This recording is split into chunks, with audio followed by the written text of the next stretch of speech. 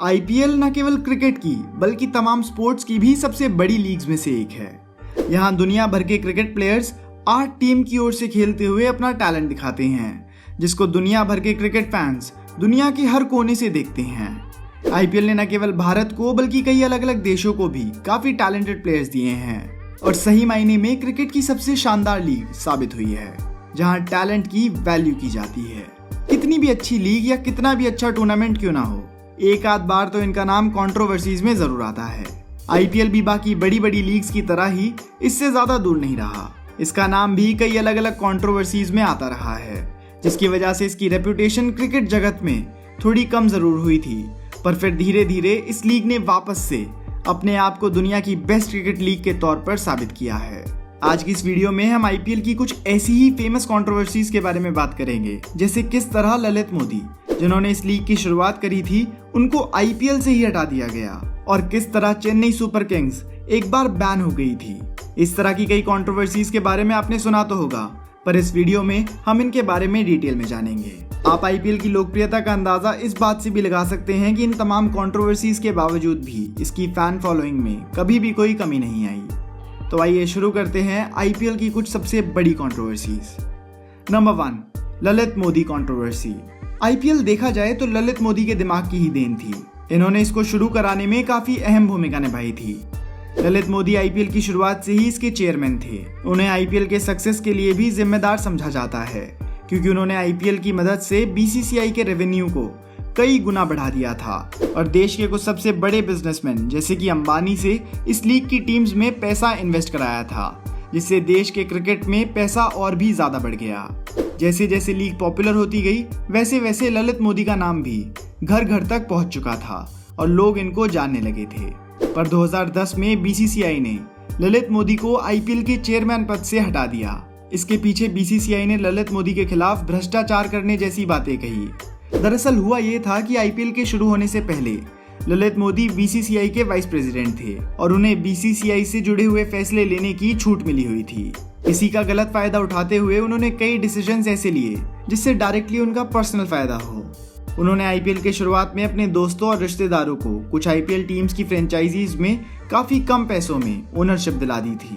इसके अलावा जब आईपीएल का दूसरा सीजन साउथ अफ्रीका में होस्ट करा गया था, तो उन्होंने इलीगल तरीके से बिना रिजर्व बैंक ऑफ इंडिया की अनुमति के साउथ अफ्रीका क्रिकेट को 450 करोड़ रुपए भिजवाए थे, जिसका कोई भी लीगल रिकॉर्ड नहीं था। जब इस ट्रांजैक्शन की तह तक जाया गया, तब पता चला कि इन पैसों का कुछ हिस्सा ललित मोदी के बिजनेसेस की तरफ गया था। इस तरीके से ललित मोदी आईपीएल को आगे दिखाकर मनी लॉन्ड्रिंग किया करते थे। बीसीसीआई अगर इसके बाद आईपीएल को आगे भी चलाना चाहता था, तो उसके लिए भ्रष्टाचार जैसी चीजें और भ्रष्ट लोगों को इससे दूर रखना जरूरी था और इसीलिए उन्होंने ललित मोदी को न केवल आईपीएल से हटाया, बल्कि उनको क्रिकेट एडमिनिस्ट्रेशन में कोई भी पोस्ट लेने तक से बैन कर दिया।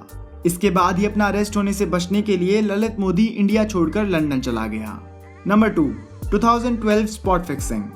2012 में आईपीएल की ऐसी कंट्रोवर्सी हुई जिसने पूरे क्रिकेट जगत को हिलाकर रख दिया था।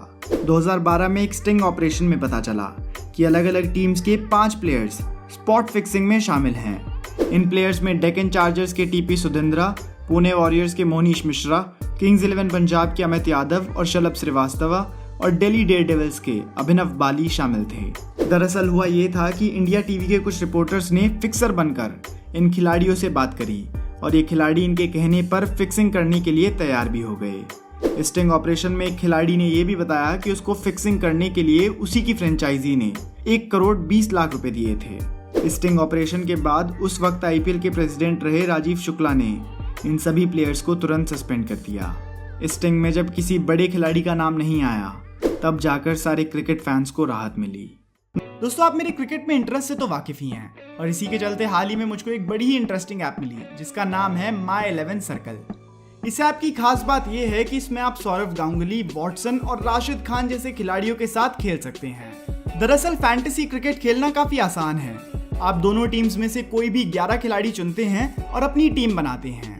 और इंडियन T20 लीग भी My11 सर्कल पर हो रही है, जिसमें गांगुली भी अपनी टीम बना रहे हैं। अगर आप उन्हें हराते हैं तो आपकी अर्निंग्स भी डबल हो जाएंगी। इसके साथ ही इस ऐप से हर हफ्ते एक व्यक्ति करोड़पति बनेगा और स्क्रीन पर दिखाए गए लोग इस ऐप से बहुत बड़ी रकम भी कमा चुके हैं। जीते हुए पैसे डायरेक्टली आपके अकाउंट में क्रेडिट हो जाएंगे।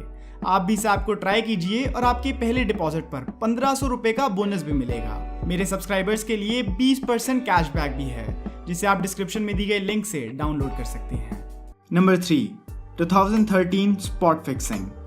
2013 में एक बार फिर से आईपीएल स्पॉट फिक्सिंग से जूझता हुआ नजर आया, जब 16 मई 2013 को दिल्ली पुलिस ने राजस्थान रॉयल्स के 3 खिलाड़ियों को अरेस्ट किया। दिल्ली पुलिस ने जिन खिलाड़ियों को अरेस्ट किया था उनमें श्रीसंत, अंकित चौहान और अजीत चंदीला शामिल थे। जितना ज्यादा 2012 की स्पॉट फिक्सिंग से क्रिकेट फैंस निराश हुए थे, उससे कई ज्यादा निराशा उन्हें इस केस से हुई, क्योंकि इस केस में इन्वॉल्व थे इंडिया के इंटरनेशनल क्रिकेटर श्रीसंत। और भी ज्यादा दुखी करने वाली बात यह थी कि श्रीसंत इंडिया की 2 वर्ल्ड कप जिताने वाली टीम्स का भी हिस्सा रहे थे और उनका भ्रष्टाचार में इन्वॉल्व होना काफी शॉकिंग था। इस केस में इन खिलाड़ियों के अलावा काफी फ्रेंचाइजीज और कई बड़े अधिकारियों के नाम भी शामिल थे। अरेस्ट के तुरंत बाद ही तीनों को क्रिकेट से सस्पेंड कर दिया गया था। इसके बाद से बीसीसीआई आईपीएल में स्पॉट फिक्सिंग को खत्म करने के लिए काफी सतर्क हो गई और स्पॉट फिक्सिंग ना हो पाए उसके लिए कड़े से कड़े प्रयास करने लगी। लाइफ टाइम बैन लगने के बाद श्रीसंत ने कोर्ट को चैलेंज करा कि वो निर्दोष हैं और उन्होंने किसी फिक्सिंग में हिस्सा नहीं लिया था। बाद में कोर्ट ने भी श्रीसंत को निर्दोष बताया, पर जब तक ये निर्णय आया तब तक कई साल बीत चुके थे और किसी क्रिकेटर के लिए 4-5 साल अपनी फॉर्म से दूर होने के लिए काफी होते हैं। इसी केस में जब इन्वेस्टिगेशन आगे बढ़ी तो इसमें चेन्नई टीम के ऑफिशियल गुरुनाथ मैयप्पन का नाम भी आया।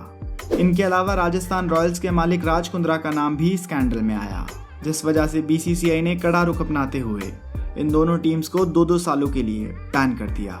इस मामले में धोनी का नाम भी उछला था, जिससे न केवल धोनी बल्कि उनके लाखों करोड़ों चाहने वालों को भी बहुत बुरा लगा था, पर वह हमेशा की तरह इस इल्जाम से भी साफ बाहर आ गए। राजस्थान रॉयल्स और चेन्नई सुपर किंग्स के बैन होने के बाद 2 सालों के लिए 2 नई टीम्स गुजरात लायंस और पुणे सुपर जायंट्स को आईपीएल में शामिल किया गया था। सीएसके और आरआर को बैन करना आईपीएल के लिए एक बड़ा ही डिप्लोमेटिक डिसीजन था, क्योंकि इस वक्त में जब आईपीएल के दामन पर एक के बाद एक दाग लग रहे थे, तब लोगों का भी भरोसा आईपीएल से उठने लगा था और अगर ऐसा चलता रहता तो एक दिन लोग आईपीएल में अपना इंटरेस्ट खो भी देते। ऐसा ना हो, इसीलिए बीसीसीआई ने ये कड़े स्टेप्स उठाए ताकि लोगों को विश्वास दिलाया जा सके कि बीसीसीआई किसी भी तरह के भ्रष्टाचार को बर्दाश्त नहीं करेगी। Number 4, Shahrukh Khan ban in Wankhede. 16 मई 2012 को शाहरुख खान वानखेड़े स्टेडियम में कुछ ऑफिशियल्स के साथ एक विवाद में उलझ गए थे। इस विवाद में शाहरुख खान के ऊपर दारू पीकर स्टाफ के साथ अभद्र व्यवहार करने का आरोप लगा था। इसको शाहरुख खान ने तो नकारा ही और उल्टा स्टाफ के बिहेवियर पर सवाल खड़े किए। दरअसल उस दिन मुंबई इंडियंस और कोलकाता नाइट राइडर्स का मैच था और शाहरुख खान के बच्चे और उनके कुछ दोस्त मैच देखने आए हुए थे। मैच खत्म होने के बाद शाहरुख खान अपने बच्चों को पिक करने के लिए स्टेडियम पहुंचे और तभी वो ग्राउंड में अपनी खुद की टीम केकेआर के प्लेयर्स की तरफ भी बढ़ने लगे। ऐसे में स्टेडियम के सिक्योरिटी स्टाफ ने जब उन्हें आगे आने से रोका तो एसआरके की उनसे झड़प हो गई और यहीं से छोटी सी बहस बड़ी बन गई और वहां सिक्योरिटी ऑफिशियल्स की भीड़ भी जमा हो गई। बाद में एसआरके और दूसरे पक्ष की बातें सुनने के बाद एडमिनिस्ट्रेशन ने तय करा कि शाहरुख खान को स्टेडियम में घुसने से बैन कर दिया जाएगा और तभी से शाहरुख खान स्टेडियम में जाने से बैन है। Number 5, Harbhajan Singh slapping Sreesanth. 2008 IPL का पहला सीजन था। इस सीजन मुंबई के कैप्टन सचिन के इंजर्ड होने के बाद टीम की कप्तानी हरभजन सिंह कर रहे थे। उस सीजन मुंबई का प्रदर्शन भी ज्यादा कुछ अच्छा नहीं था। हरभजन की कप्तानी में मुंबई को किंग्स 11 पंजाब के खिलाफ एक और मैच हारना पड़ा। इसके बाद हरभजन सिंह अपने इमोशंस पर काबू नहीं रख पाए और जब सभी खिलाड़ी एक दूसरे से हाथ मिलाते हैं उसी समय श्रीसंत और हरभजन की बात होने लगी और हरभजन ने श्रीसंत को थप्पड़ मार दिया और श्रीसंत उसी समय कैमरा पर रोने लगे। ये इंसिडेंट स्लैपगेट इंसिडेंट नाम से मशहूर है। श्रीसंत में थप्पड़ मारने के बाद हरभजन को पूरे सीजन के लिए आईपीएल से बैन कर दिया गया था। इस सीजन मुंबई का प्रदर्शन काफी औसत रहा था। ये एक ऐसा मामला था जो लंबे समय तक आईपीएल से जुड़ी सबसे बड़ी कंट्रोवर्सी बनी रही थी और स्पोर्ट्समैनशिप के नाम पर ये आज भी बहुत बड़ा सवाल उठाता है। इसके अलावा भी आईपीएल कुछ और कंट्रोवर्सी से जुड़ा रहा है, पर इन जितनी सुर्खियां शायद ही किसी और कंट्रोवर्सी ने बटोरी हों। उम्मीद करते हैं कि आईपीएल से जुड़ी ये जानकारी आपको पसंद आई होगी। अगर आपको वीडियो पसंद आई हो और आप ऐसी और वीडियोस देखना चाहते हैं तो दोस्तों इस चैनल को सब्सक्राइब कर लीजिए, क्योंकि मैं आपके लिए ऐसी वीडियोस लाता रहूँगा।